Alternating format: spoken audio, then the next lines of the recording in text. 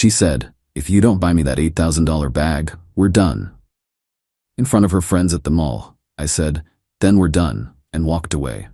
2 hours later, security was calling me because she'd used my emergency credit card. I reported it as fraud. The police report changed her attitude fast. I, 29 male, had been dating Brianna, 26, for 2 years. Looking back, the red flags were basically a parade, but I was colorblind from what I thought was love. The incident happened last Saturday. Brianna wanted to go shopping with her friends Courtney and Jenna. Fine by me. I needed to pick up a new suit for a work conference anyway. We agreed to meet at the mall, do our separate shopping, then grab lunch. I finished at Men's Warehouse in 20 minutes.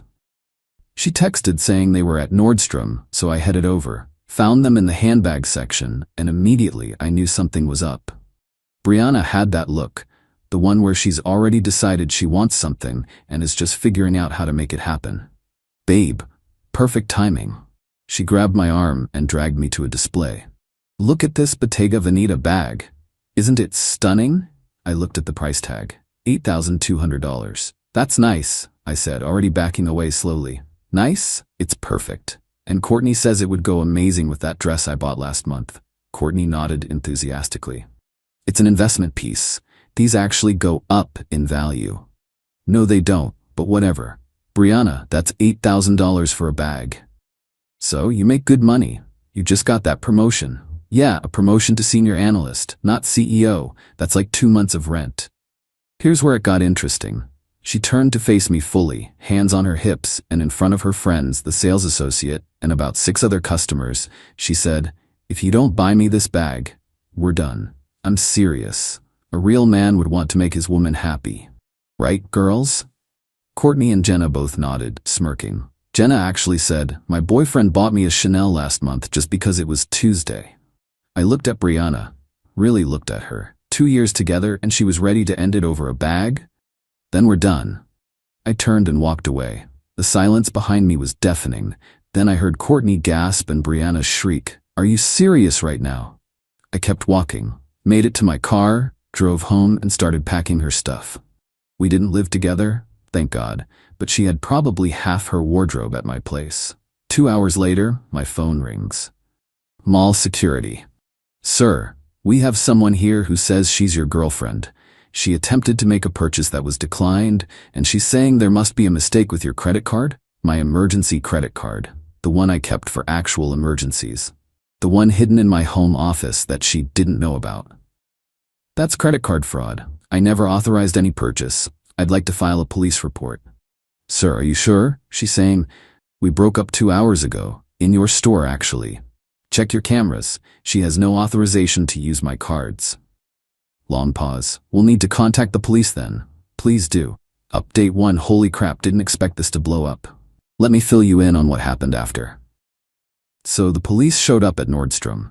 Brianna tried to play it off like we had a little fight and I was being dramatic.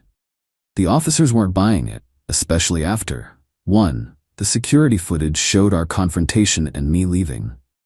2. She couldn't explain how she got my emergency credit card. 3. She'd already signed for the purchase. Attempted fraud over $5,000 is a felony here. They called me while she was still there. I explained the card was in my locked office drawer and she must have taken it without permission on a previous visit. That changed everything. They arrested her. Arrested. Jenna apparently tried to live stream it and got her phone confiscated as evidence since she was recording herself saying, "Bree's gonna get that bag one way or another," before the arrest. But here's where Brianna's entitlement went nuclear. Her mom called me at 11 p.m., not to apologize. Oh no, she called to scream at me for humiliating her baby and ruining her reputation. Apparently, Brianna called her from jail crying that I set her up. "Your daughter tried to steal $8,000 from me. She's your girlfriend. You share everything." Was my girlfriend. And no, we don't share credit cards, we steal from each other's homes. "You're gonna drop these charges right now or I'll sue you for emotional distress."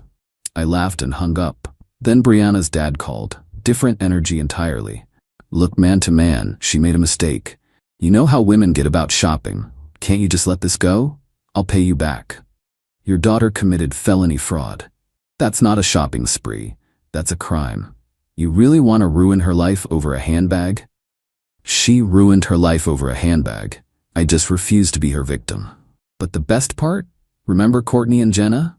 These absolute winners started a social media campaign. #free Blair bags. Blair is Brianna's middle name. She goes by it online. They posted that I was financially abusive, that I promised her the bag, then trapped her, that I planted my credit card to frame her, that this was all because I was threatened by a successful woman. Brianna works part-time at a yoga studio. I'm not sure what success they're referring to. My buddy Dylan saw the posts and sent me screenshots. Then he did some digging. Turns out Courtney has been arrested twice for shoplifting. Jenna has 3 credit cards in collections, and there's a whole Instagram account called Boo. They brag about their hustle to get luxury items. One post from 3 weeks ago: when your man won't step up, you gotta step out of his wallet. Yeah, I sent all of this to the prosecutor. Update 2. Brianna got out on bail. Her parents posted it. The first thing she did? Show up at my apartment at 2 a.m. with her apology. I have a Ring doorbell, so I didn't even answer. Just watched through the app as she went through the stages of grief on my doorstep. Denial. Baby, I know you're home. This is all a misunderstanding. Anger. You're seriously going to ruin my life over nothing? You're such a small, petty man. Bargaining. If you drop the charges, I'll do anything. We can work this out. I'll even sign something saying I won't ask for expensive gifts. Depression. Ugly crying. I can't have a record. Do you know what this means for me? Acceptance. Just kidding. She went back to anger and started kicking my door. My neighbor, Mr. Rodriguez, came out and told her to leave or he'd call the cops. She screamed that I was probably following his daughter. Mr. Rodriguez is 73 and his daughter lives across the country, before storming off. The next morning, I woke up to 89 messages. Not from Brianna. She was blocked. From numbers I didn't recognize. Her friends, cousins, random people from her yoga studio, all telling me I was toxic and destroying a beautiful soul. One message stood out. It was from her ex, Trevor. Dude, just saw what happened. Same thing happened to me 2 years ago, but with a car. She tried to take out a loan in my name for a Mercedes. I was too embarrassed to press charges. Don't make my mistake. She'll do this again. I called Trevor. We talked for an hour. Turns out Brianna has a pattern. 1. Date guys with stable jobs. 2. Gradually escalate gift demands. 3. When refused, attempt theft. 4. Play victim when caught. 5. Get parents to bail her out. 6. Repeat. Trevor gave me his lawyer's info and said he'd testify if needed about her pattern of behavior. But here's where it gets wild. Remember that emergency credit card? I pulled the statements. She'd been using it for months. Small purchases I hadn't noticed. $50 here, $100 there. Always just under the amount that would trigger a notification. Total damage? About $3,800. She'd been stealing from me the entire time. I sent everything to the prosecutor. The charge got upgraded. Then, Courtney made a mistake. She posted a video from inside my apartment. A video from 3 months ago of her and Brianna going through my office. The caption, LOL helping Bri find her man's hidden assets. Girls who support. In the video, you can clearly see Brianna taking photos of my credit cards. Yeah, that went to the prosecutor too. Update 3. The prosecutor offered Brianna a plea deal. Plead guilty to 1 count of fraud, pay full restitution, get probation and community service. Her lawyer apparently begged her to take it. She refused. She wanted a trial because she was convinced a jury would see that love makes people do crazy things, and I was the real villain. But while preparing for trial, more shit came out. Jenna cracked. Apparently, the police had been investigating her for involvement, and she panicked. She showed up at the station with her lawyer and spilled everything. The bougie on a budget Instagram? It was a guide. They were literally teaching other women how to identify marks, men with stable income and low self-esteem, gradually gain access to financial information, make purchases that looked authorized, gaslight when caught. They had a private group chat with 47 members called Bag Ladies, where they shared tips and victories. Brianna was apparently the president of this little fraud club. Some highlights from the chat that Jenna provided.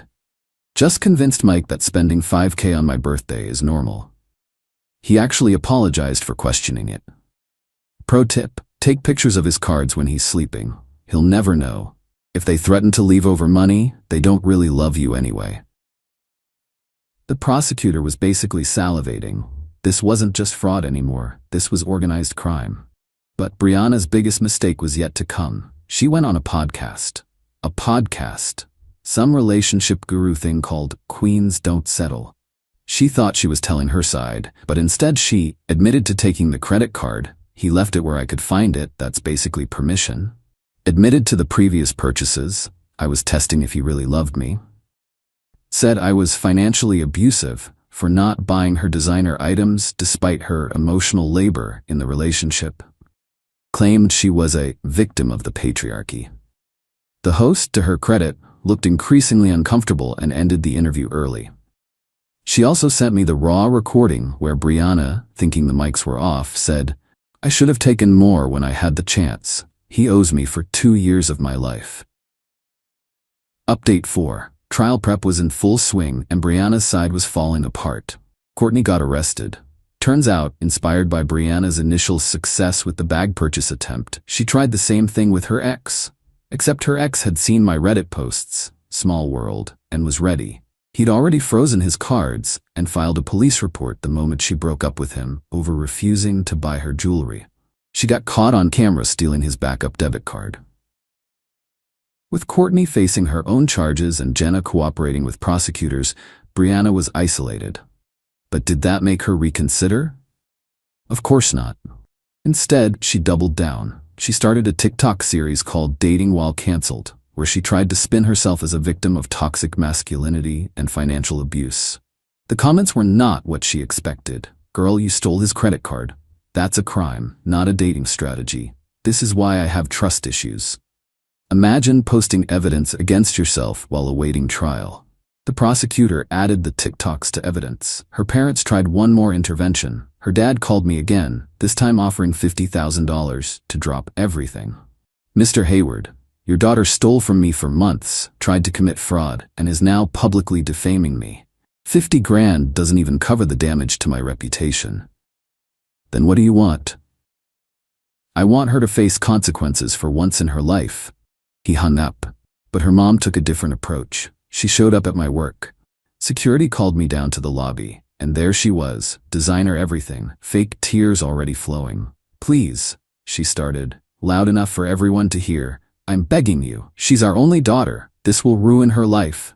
Ma'am, this is my workplace. You need to leave.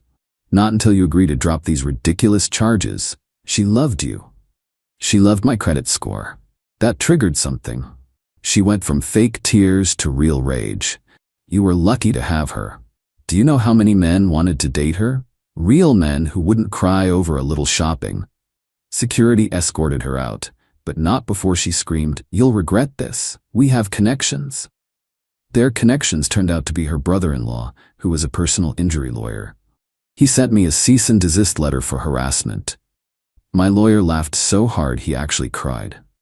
Update 5. Brianna's lawyer quit. Just straight up quit.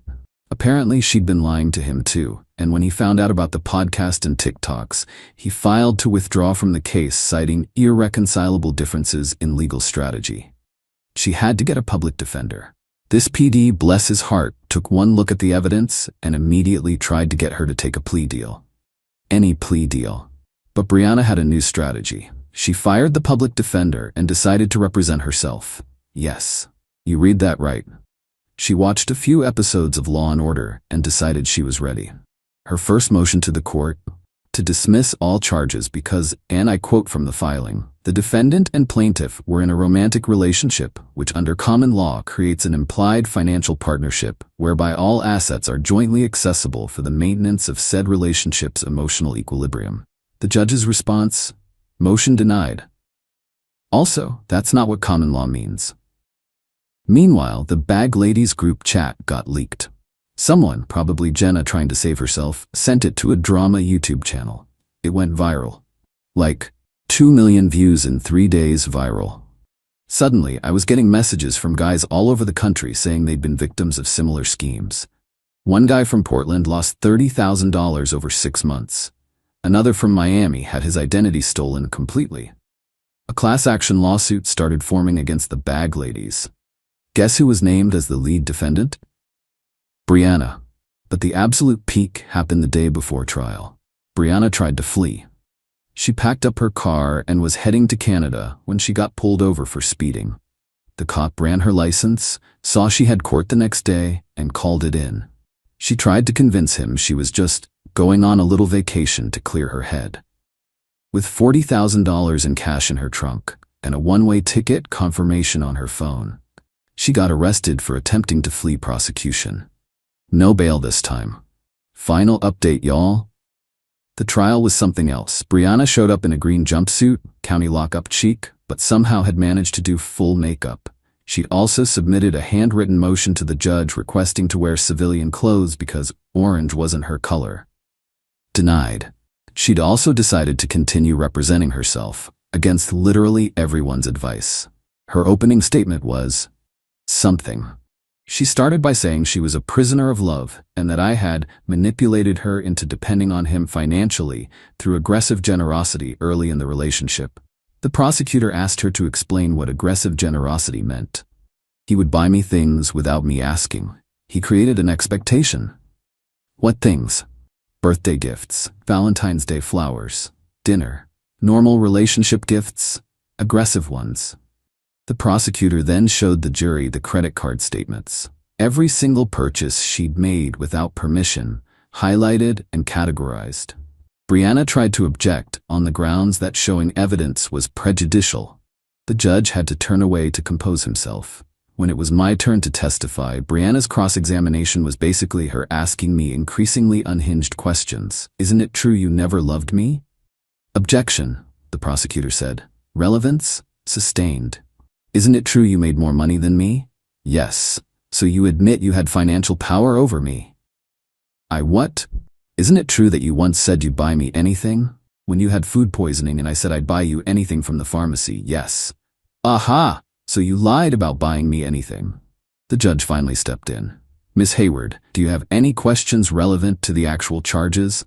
This is all relevant. He created a hostile financial environment. That's not a thing.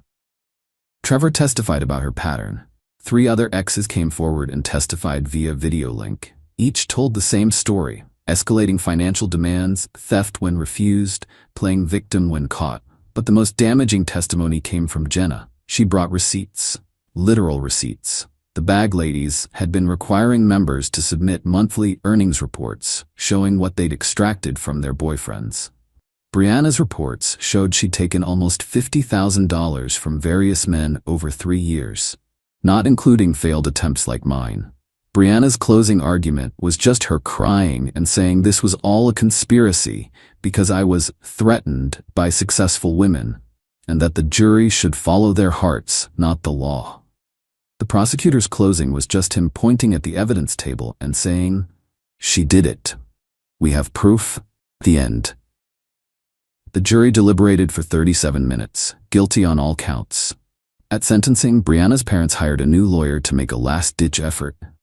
This lawyer argued for minimum sentence, citing Brianna's difficult upbringing, upper middle class, her mental health struggles, never diagnosed, and her potential for rehabilitation, zero remorse shown.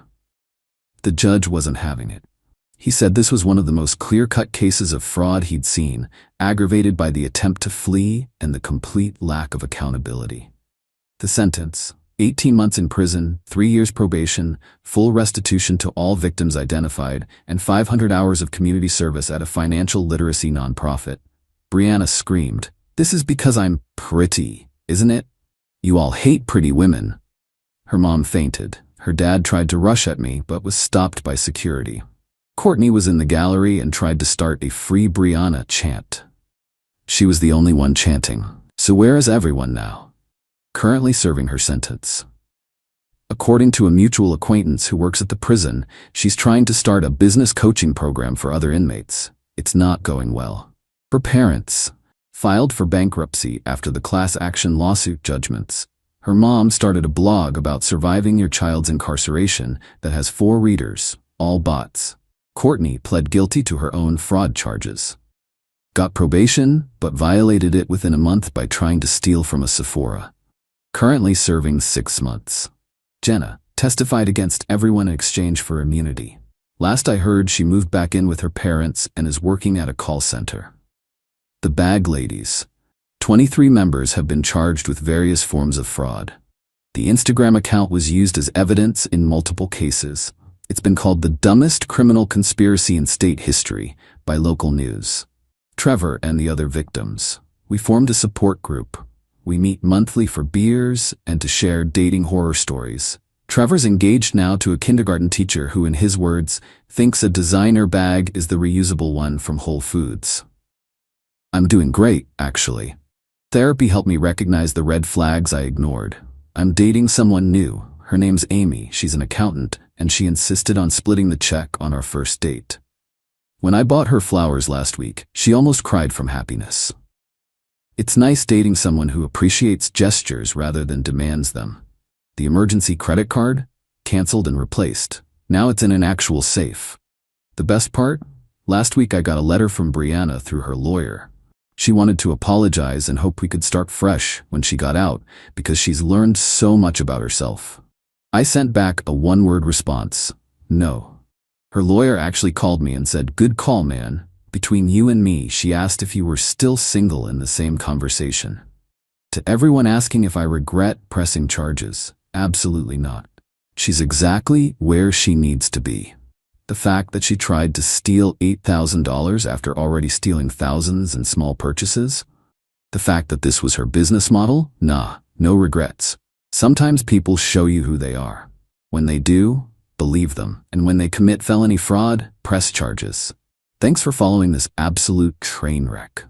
I'm gonna go enjoy my life with someone who thinks a fancy date is trying the new Thai place downtown and who gets excited over a $15 bouquet. Edit, since people keep asking, yes, I still have the Ring doorbell footage of her meltdown. No, I won't share it, but yes, it's as glorious as you imagine. Edit 2. The Queens Don't Settle. Podcast episode got taken down after legal threats, but someone saved it and it's floating around on various drama channels. Her lawyer apparently cried when he heard it existed. Edit 3. For those asking about red flags, I missed. The biggest one was when she said her ex was crazy and controlling for wanting her to contribute to dates. Should have run then. She said, "If you don't like me going to clubs with my single friends, you're controlling." I said, "You're right, I'm sorry." Then I joined a dating app using our couple's photos with her face cropped out. When her friends saw my profile and told her, she suddenly understood boundaries. I, 29 male, had been with Kiara, 27, for 3 years. Living together for 1. The clubbing thing started about 6 months ago when her friend Destiny got divorced. Suddenly it was girls' nights every Friday and Saturday. Not dinner and drinks. I'm talking leaving at 10 p.m., coming home at 4 a.m., dress code basically nothing, location, whatever club had ladies' night. The first few times, fine, support your friend through divorce. But it became every single weekend. And the stories got weird. Some guy bought us a table. This promoter gave us VIP access. You should see how jealous other girls get when we walk past the line. Then I saw Brielle's Instagram story. My girlfriend grinding on some dude. Not like accidental club proximity. Full contact sport grinding. I brought it up calmly. Hey, saw Brielle's story. That made me uncomfortable. Kiara's response? Are you seriously stalking my friend's socials? That's creepy. And it's just dancing. Stop being insecure. I'm not comfortable with you grinding on random dudes. It doesn't mean anything. God, you're so controlling. Destiny's ex was like this, and look how that turned out. He cheated on her with his coworker because he was controlling and pushed her away. That's not how that worked, but okay. The next weekend, she was getting ready again. Dress that was more suggestion than clothing. Maybe I could come with you guys sometime? She laughed. It's girls' night. The whole point is no boyfriends. Besides, you hate clubs. I don't hate them. If you don't like me going to clubs with my single friends, you're controlling. Destiny says this is classic toxic masculinity. You either trust me or you don't. I looked at her for a long moment. You're right. I'm sorry. She smiled, kissed my cheek. See? Growth. Jocelyn's picking me up in 20. After she left, I sat there thinking, trust, huh? Boundaries work both ways, right? I downloaded Hinge. Now, before everyone jumps on me, I wasn't planning to cheat. I wanted to make a point. A very specific point. I used our couple's photos, all of them. Our trip to the beach, us at her sister's wedding, that cute one from the pumpkin patch. I just cropped her out. Bio 29, marketing manager. Looking for someone who appreciates boundaries and communication. Love trying new restaurants, hiking, and quiet nights in. No drama, no games. Within an hour I had 12 likes. Saturday night, Kiara gone again. I'm swiping through Hinge, and then I see her. Jocelyn. One of Kiara's single friends. The one who's always talking about hot girl summer and men ain't shit. She matched with me immediately. Holden, WTF are you doing on here? Oh hey Jocelyn, just meeting new people. Kiara says I need to be less controlling and more trusting, so I'm working on myself. Does she know you're on a dating app? Does she tell me everything that happens at the club? Message seen. No response. 20 minutes later, my phone explodes. Kiara calling. What the hell are you doing on Hinge? Having personal growth, expanding my social circle. You're on a dating app. You're grinding on strangers in clubs. That's different. How? It just is. I'm with my friends. You're literally trying to date other people. I'm literally sitting on our couch watching Netflix. You're the one out right now. Where are you, by the way? That's not. Delete it. Now. Delete what? My personal social media? That sounds pretty controlling, Kiara. She hung up. Came home at 1 a.m. instead of 4. Silent treatment until morning. Sunday morning, she's sitting at the kitchen table with her phone out like she's prepared for war. We need to talk about boundaries. Great, I agree. You crossed a line. Which one? The one where I'm supposed to be okay with you grinding on strangers? Or the one where I'm not allowed to have my own social life? Being on a dating app while in a relationship is cheating, but grinding on random men isn't? It's just dancing. And Hinge is just an app. She showed me her phone, screenshots from Jocelyn, Destiny, and Brielle. They'd all seen my profile. You used our photos from our trips. My face. My photos, my memories too. You're being petty, I'm being equitable. You want to act single on weekends? Cool, so will I. Update 1, so Kiara decided to call my bluff. Instead of, having an adult conversation about boundaries, she went nuclear. She made her own dating profile, but not just any profile. She used photos of us too, but kept herself in them and blurred my face out. Bio, getting over a controlling ex. Looking for a real man who's secure enough to let me be myself. Her friends screenshotted it and sent it to me. They thought it was hilarious. Yes, queen, show him. Cool, game on. I matched with 3 of her coworkers, not on purpose. They came up, recognized me from her Instagram, and swiped right out of curiosity. Rachel from her accounting department. Holden, are you and Tiara broken up? Me, taking a break. She needs space to explore her independence. OMG, she was just talking about your anniversary trip next month. Yeah, might have to cancel that. Word spread through her office like wildfire. Suddenly Kiara's getting questions at work. Are you okay? I saw Holden on Hinge, so sorry. Men are trash. She came home furious Tuesday night. You're telling people we're broken up? I said we're taking a break. Isn't that what acting single at clubs every weekend is? I'm not acting single. I'm just having fun with friends. And I'm just chatting with new people on an app. You matched with my coworkers. You mean like how you let random men buy you drinks every weekend? She grabbed her phone. Fine. You want to play this game? She invited her friends over. Destiny, Brielle, Jocelyn, and 2 others I'd never met, Tamara and Elise. They sat in our living room like some kind of intervention tribunal. Destiny started, Holden, we're concerned about your toxic behavior. Which behavior specifically? This manipulative dating app stunt, as opposed to Kiara grinding on strangers? Brielle jumped in. It's dancing. At a club, it's what people do. And dating apps are for meeting people. It's what they're for. Tamara, who I'd literally never met before, you're gaslighting her. How? By making her feel guilty for having a social life. She can have whatever social life she wants. So can I. Jocelyn pulled out her phone. Look, if you delete your profile right now, we'll make sure Kiara doesn't cross any lines at the club. You'll make sure? So you're admitting lines exist that could be crossed? Silence. Kiara stood up. You know what? Keep your profile. I don't care, but I'm changing mine. She updated it that night. New bio. In an open relationship, my boyfriend thinks he's making a point, but jokes on him. HMU if you can handle a real woman. The thing is, I'd been getting actual matches. Not trying to, but getting them. One was particularly interesting, a woman named Jordan who worked at a competing marketing firm. Jordan, your girlfriend sounds exhausting. Me. Currently deciding if she still is my girlfriend. Jordan, if you ever make that decision, I know a great coffee place. I didn't respond further, but I didn't unmatch either. Thursday, Kiara's getting ready for ladies' night again, but this time she's on her phone, frantically texting. What's wrong? Destiny's boyfriend saw her Tinder profile. Destiny has a boyfriend? Yeah, for like 2 months. And she's on Tinder? She was just looking to see who's out there. He's being totally unreasonable. The lack of self-awareness was stunning. So, is girls' night canceled? No, she needs us now more than ever. Toxic men trying to control women's bodies and choices. She left at 10 p.m. as usual. I matched with her yoga instructor. Update 2, Friday night got interesting. So Kiara went out as usual, but this time Destiny was single again, shocker, and ready to rage. According to Kiara's texts, they were going hard tonight. Around midnight, I get a DM on Instagram from a guy named Trent. Yo, is this your girl? Video attached. Kiara doing body shots off some shirtless dude at the club. Not anymore, I replied. Here's the thing, I wasn't even mad. I was relieved. Like when you finally accept that expired milk is indeed expired and you can throw it out.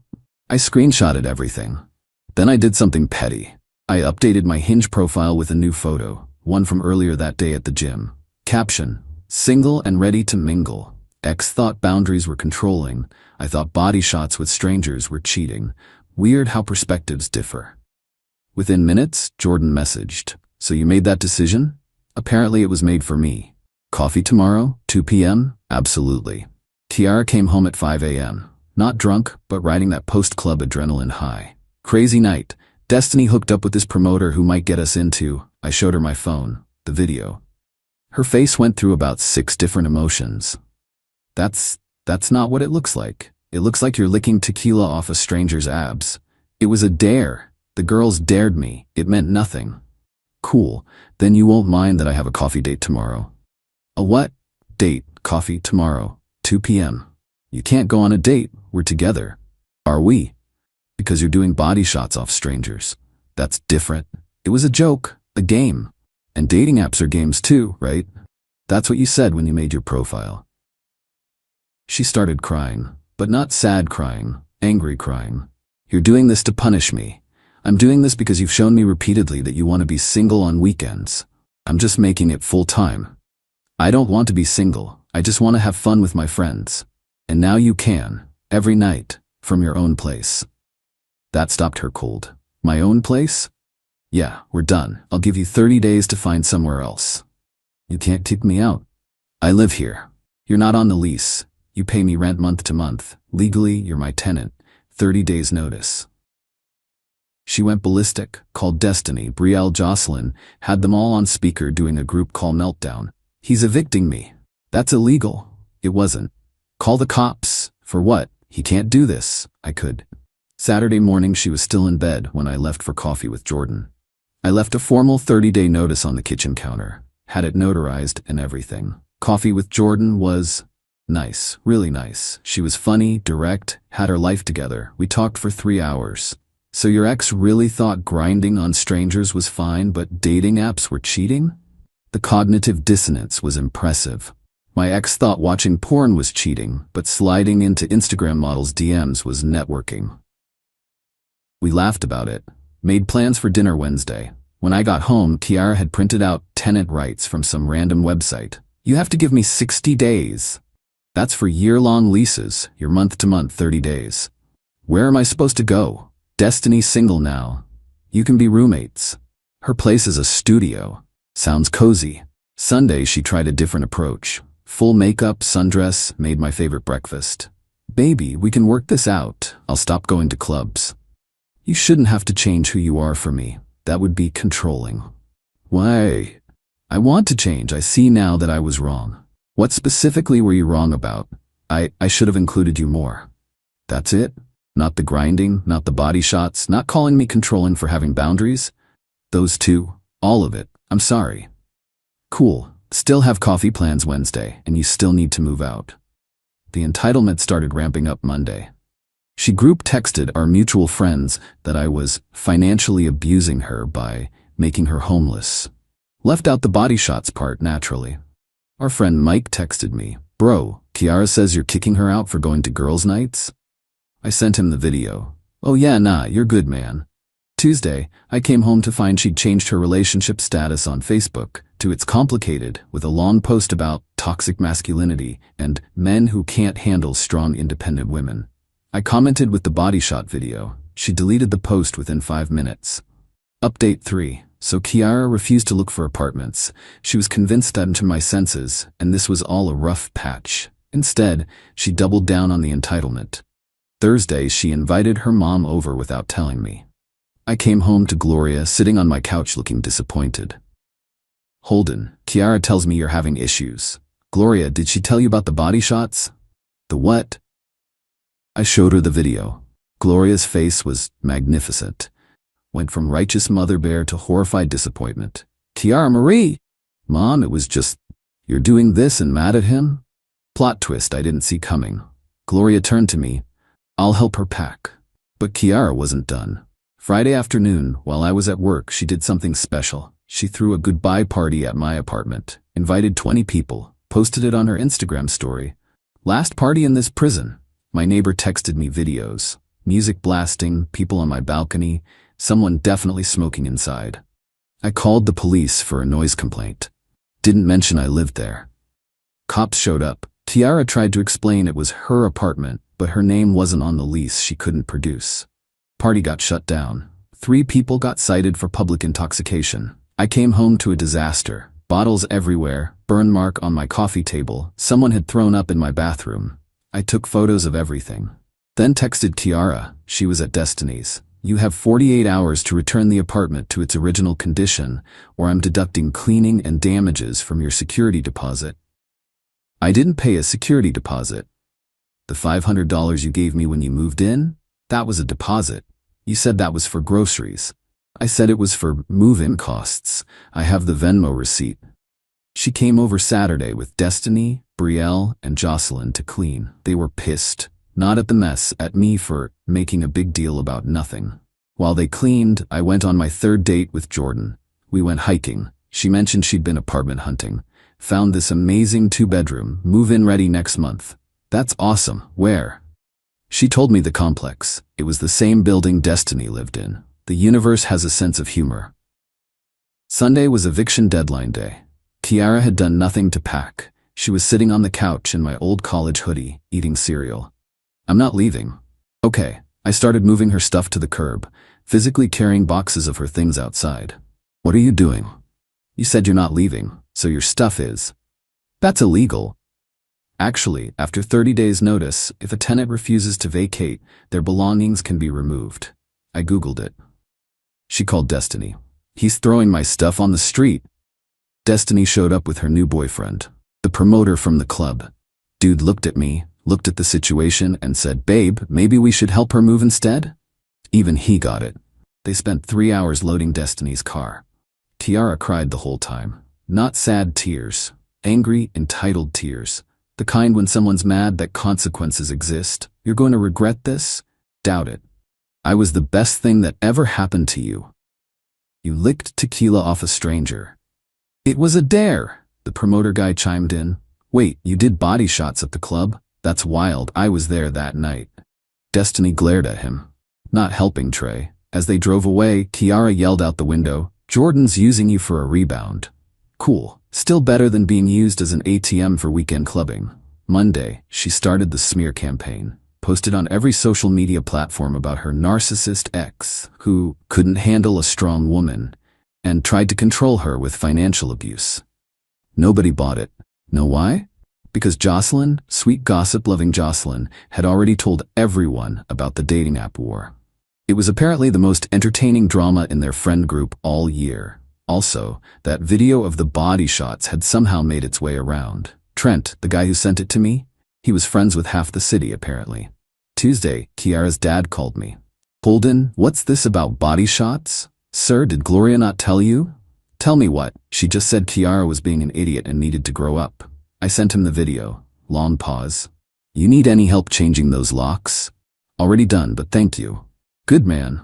Sorry about all this. Wednesday, Jordan and I were at dinner when she started laughing at her phone. What's funny? My friend just matched with your ex on Bumble. Look at this bio. New bio. Recently single after escaping a toxic relationship. Looking for a real man who understands that dancing is just dancing and trust means freedom. No insecure boys. She seems stable, Jordan said. Should I warn my friend? Nah. Let him find out naturally.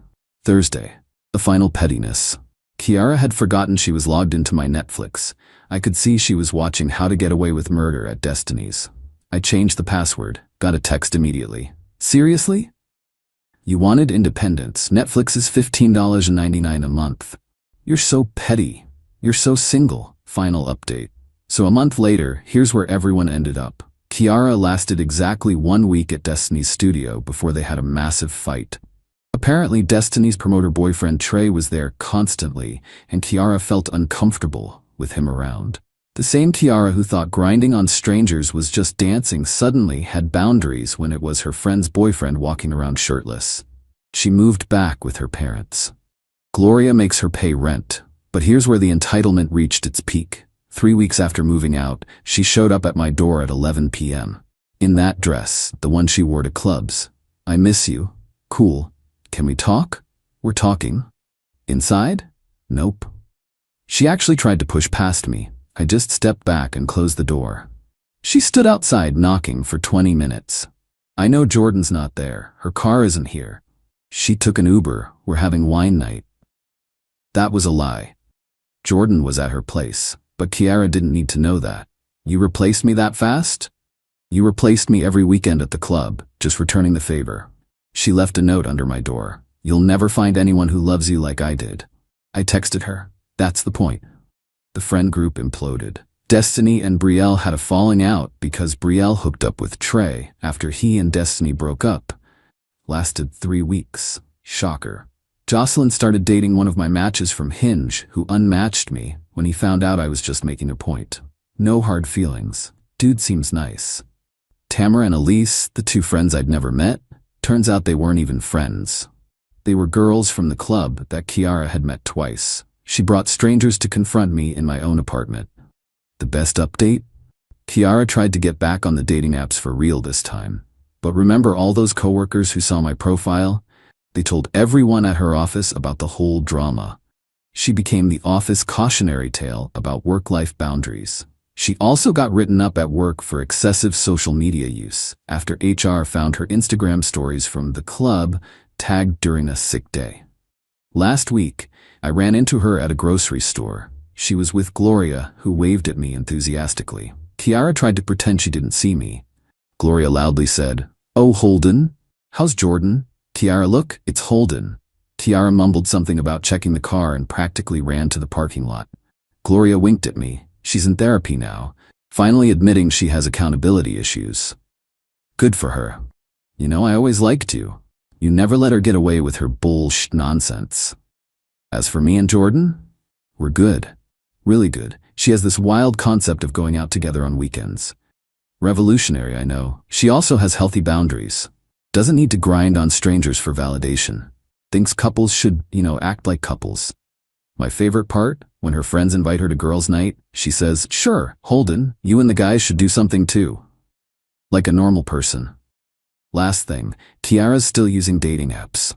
Her new bio, looking for someone mature who understands that relationships require trust and freedom. Must be okay with girls' nights. If you're controlling, swipe left.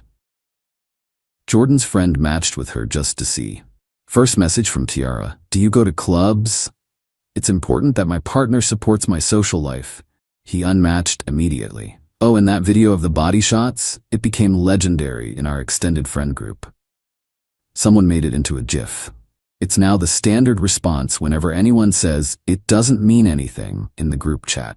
Kiara, if you're reading this, and I know you are, Jocelyn told me you still check my socials, grinding on strangers means something.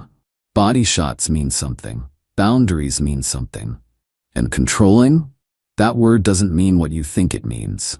P.S. Destiny's pregnant with Trey's kid. They've known each other 6 weeks. The drama continues, just not my circus anymore.